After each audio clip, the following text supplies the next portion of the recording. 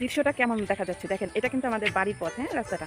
আর এই যে ওইটা হলো আমাদের বাড়িটা, আর এটা হলো পুকুর। আসসালামু আলাইকুম, সবাই কেমন আছে? আশা করি সবাই ভালো আছে। একটা লং ভিডিও নিয়ে চলে আসলাম এখানে। এটা কিন্তু আমাদের মাছের গেট, তোমাদেরকে বলছিলাম যে আমরা কিন্তু চিংড়ি মাছের চাষ করি। এই যে পানি কিন্তু শুকায় গেছে, বুঝছো, তোমাদেরকে দেখাইতেছি। দেখো পানি শুকায় গেছে, হ্যাঁ পানি তো নাই। সুন্দর, মানে খুব আমাদের এখানে সবচেয়ে বেশি আমাদের ঘেরেই কিন্তু পানিটা বেশি থাকে, হ্যাঁ। কিন্তু এখন এমন একটা অবস্থা, দেখো রাস্তা, বাড়ির পাশে রাস্তাটা কত সুন্দর মাশাআল্লাহ। দুই পাশে হলো সারি সারি গাছ, আর মাঝখানে রাস্তা। এই রাস্তাটার জন্য যে আমরা কত কষ্ট করছি এইখানে, 20 বছর ধরে এসে এই রাস্তাটা মাত্র এই 1 বছর ধরে হয়েছে, তাহলে আমরা দেখো কত কষ্ট করছি। আর এই যে আল্লাহর রহমত, দেখো সবাই কিন্তু ধান বাড়িতে নিতে পারছে মাশাআল্লাহ। কালকে রাতে যেই বৃষ্টি হয়েছে, কালকে বিকালে থেকে ভাবছিলাম যে মানুষের অনেক বড় ক্ষতি হবে ধানের, কিন্তু আসলে না, আল্লাহর রহমত, সবাই সব কিছু ঠিকঠাক ধান ঘরে নিতে পারছে, হ্যাঁ। আসলে সারা বছর কষ্টের ফলন তো এই একবারই, আমাদের এখানে কিন্তু একবারই ধান হয়, বুঝছো, বা 2বার হয় না। আর এখানে বেশিরভাগই হলো মাছের চাষ করা হয়। দেখো আমাদের বাড়িটা এমন একটা পজিশনে যে আশেপাশে কিন্তু বাড়ি নেই, সবাই এখানে মাছের চাষ করে। দেখো আশেপাশে কোনো বাড়ি নেই, দেখো পরিবেশটা কত সুন্দর। ঘেরের মাঝখানে, ঘের মানে নদীর মাঝখানে, মানে এখানে সবাই যেমন যে মাছের চাষ করে না, সেই মাঝখানে এই আমরাই খালি একটা বাড়ি করছি, হ্যাঁ। আশেপাশে দেখেন, বুঝছেন, আশেপাশে কোনো বাড়িঘর নেই, শুধু তাল গাছ আর তাল গাছ।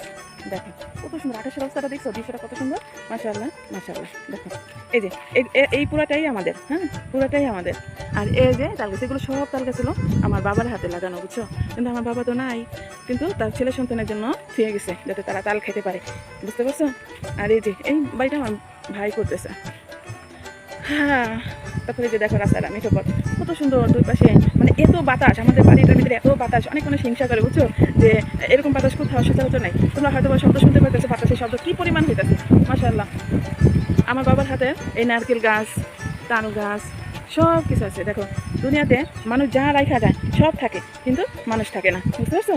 ওই যে দেখো এই যে এরা দান সবাই কাছে, সবাই গাড়িটা রেখে দিছে, সবাই রাখছে, সবাই নিয়ে যাবে। দেখো মাশাআল্লাহ, খুবই ভালো লাগে আসলে যে এইসব দৃশ্যগুলো না। গ্রাম, এই জন্য তো গ্রামে আমার এত পছন্দ মাশাআল্লাহ। ঢাকা শহরে গ্রামের মতো এত শান্তি কোথাও নাই, হ্যাঁ। দেখো তালের গাছ, তালের গাছ ব্যবহার করতে, দেখো তালের গাছ কীভাবে গাছে থেকে রস নামাই। যাই হোক, আজকে আমাদের গ্রামের চারপাশে, মানে আমাদের বাড়ির চারপাশে দৃশ্যগুলো তোমাদের মাঝে তুলে ধরলাম।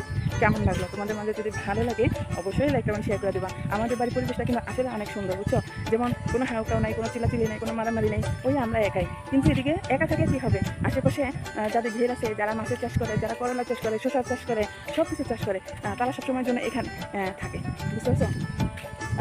যাই হোক, দেখো আমি যেখানে যাবো আমাদের টমেটোও ঠিক সেখানে যাবে। তো বাড়ির দৃশ্যগুলো তোমাদের মাঝে তুলে দিলাম, আমার কাছে খুবই ভালো লাগে।